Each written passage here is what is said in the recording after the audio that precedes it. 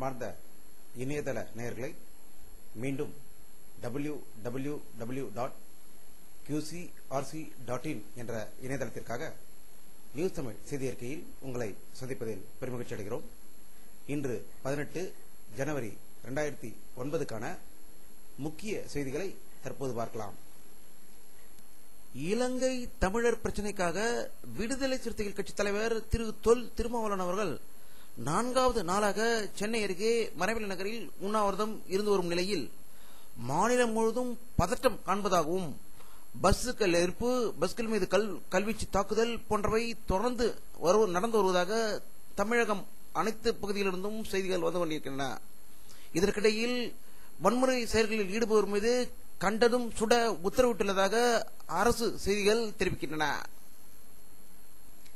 இந்தியாவில் அணு உலை ஆரம்பிப்பதற்கு உலக நாடுகளிடையே போட்டி அதிகரித்திருப்பதாகவும் பிரிட்டனும் கனடா நாடும் தன்னுடைய குழுக்களை இந்தியாவுக்கு விரைவில் அனுப்ப இருப்பதாக தகவல்கள் வந்து கொண்டிருக்கின்றன. பாரதிய ஜனதா கட்சியின் பிரதம வேட்பாளர் யார் என்பதில் கருத்து வேறுபாடு இருப்பதாக கூறப்படுவது மக்களை திசை திருப்பும் முயற்சி என அக்கட்சியின் மூத்த தலைவரும் பிரதம வேட்பாளரும் திரு LK அத்வானி அவர்கள் செய்தியாளர்களிடம் கூறியதாக டெல்லியில் இருந்து செய்திகள் வந்து கொண்டிருக்கின்றன. பாராளுமன்ற தேர்தல் நெருங்கி வரும் நிலையில் உத்தரப்பிரதேச முன்னாள் முதல் மந்திரி முலாம் சிங் யாதவை பாரதிய ஜனதா கட்சி துணைத் தலைவர் திரு கல்யாண் சிங் அவர்கள் ரகசியமாக சந்தித்ததாக தகவல்கள் வந்து கொண்டிருக்கின்றன. கோவை மாவட்டத்திற்கு வந்த மத்திய ராணுவ அமைச்சர் திரு AK ஆண்டனி அவர்களுக்கு கருப்பு கொடி ஆர்ப்பாட்டம் நடத்தியதாக தகவல்கள் வந்து கொண்டிருக்கின்றன. இலங்கை அதிபர் ராஜபக்சேவை சந்தித்து பேசிய இந்திய வெளியுறவு செயலாளர் சிவசங்கர் மேனன் இன்று காலை சென்னை வழியாக நாடு திரும்பினார்.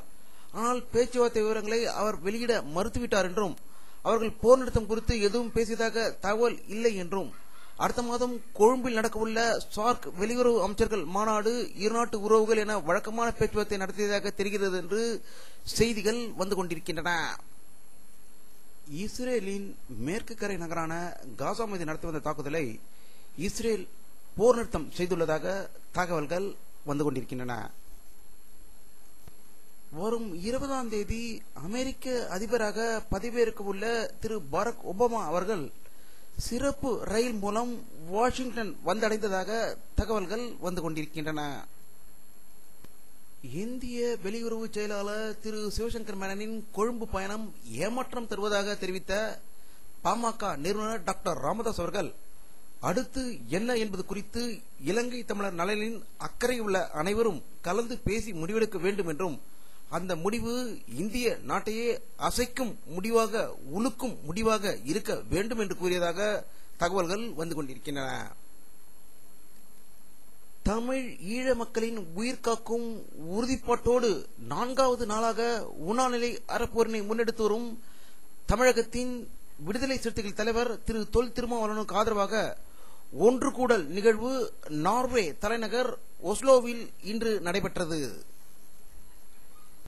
இலங்கை போர் நிறுத்தத்தினை வலியுறுத்தி விடுதலை சிறுத்தைகள் கட்சியின் தலைவர் தொல் திருமாவளவன் 4வது நாளாக மேற்கொண்டு வரும் உண்ணாநிலை போராட்டத்துக்கு ஆதரவு தெரிவித்து ஆஸ்திரேலியாவில் சிட்னி நகரில் உள்ள தமிழ் இளைஞர் அனைவரும் அடையாள உண்ணாநிலை போராட்டத்தில் ஈடுபட்டுள்ளதாக சிட்னியிலிருந்து தகவல்கள் வந்து கொண்டிருக்கின்றன.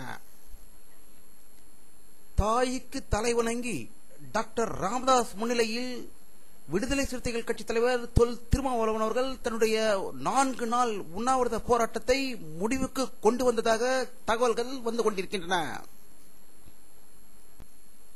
தமிழக எதிர்க்கட்சி தலைவர் செல்வி ஜெயலலிதா அவர்கள் நேற்று நிருபர்களை சந்தித்த போது விடுதலை புலிகள் இலங்கை தமிழர்களை கவசமாக பயன்படுத்துகிறார்கள் என்றும் அவரிடமிருந்து தமிழர்களை காக்க வேண்டும் என்று கூறியிருக்கிறார் என்றும் மேலும் அப்பாவி மக்களை கொல்லும் எண்ணம் சிங்கள ராணுவத்துக்கு இல்லை என்று கூறியிருந்தார்.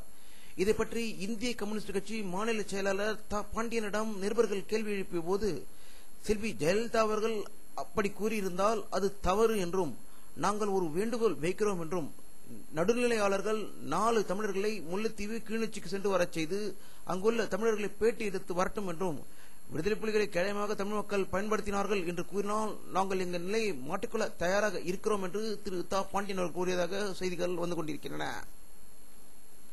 தமிழக காங்கிரஸ் தலைவர் திரு தங்கபால் அவர்கள் இன்று சென்னையில் திடீரென்று பேட்டியளித்தார். இலங்கை தமிழர் பிரச்சனையில் காங்கிரஸ் பலவீனம் அடையும் என்று தொல் திருமாவளவன் கூறியுள்ளார் என்றும், ஒரு திருமாவளவன் அல்ல 1000 திருமாவளவன் வந்தாலும் காங்கிரஸை பலவீனப்படுத்த முடியாது என்று சூழ்நிலைத்ததாக தகவல்கள் வந்து கொண்டிருக்கின்றன. கேரள மாநிலம் மாகோ பந்தகால் பகுதியில் அரசியல் முன்விரோதம் காரணமாக நேற்று இரவு கம்யூனிஸ்ட் கட்சி மற்றும் பாரதிய ஜனதா கட்சி பிரமுகர்கள் அடுத்து படுகொலை செய்யப்பட்டதாகவும், இது தொடர்பாக 10 பேர் மீது வழக்கு பதிவு செய்யப்பட்டுள்ளதாக தகவல்கள் தெரிவிக்கின்றன. மும்பையில் ஆண்டுதோறும் மராத்தான் போட்டி நடத்தப்பட்டு வருகிறது. இந்த ஆண்டுக்கான மராத்தான் போட்டியில் கென்ய வீரர் வெற்றி பெற்றதாக தகவல்கள் வந்து கொண்டிருக்கின்றன. இலங்கையில் சுற்றுப்பயணம் மேற்கொள்ள உள்ள இந்திய கிரிக்கெட் அணி அறிவிக்கப்பட்டுள்ளது என்றும், அதன் தலைவராக திரு மகேந்திர சிங் தோனி அவர்கள் தலைமை தாங்க இருக்கிறார் என்றும் செய்திகள் வந்து கொண்டிருக்கின்றன. வானிலை அறிக்கை 18 ஜனவரி 2009 பிற்பகல் 3:30 மணியில் எடுக்கப்பட்ட சாட்டிலைட் புகைப்படத்தை தற்போது பார்த்துக் கொண்டிருக்கிறீர்கள். தமிழகத்தில் மேகமூட்டம் எதுவும் தெரியவில்லை. ஆகவே மழை பெய்வதற்கான வாய்ப்புகள் கம்மி என்பது இந்த படத்தில் தெரிகிறது. இத்துடன் இந்த செய்தி அறிக்கை நிறைவடைகிறது. மீண்டும் நியூஸ் தமிழ் செய்தி அறிக்கையில் உங்களை சந்திக்கும் வரை உங்களிடமிருந்து விடைபெறுவது உங்கள் கே பாலாஜி. நன்றி.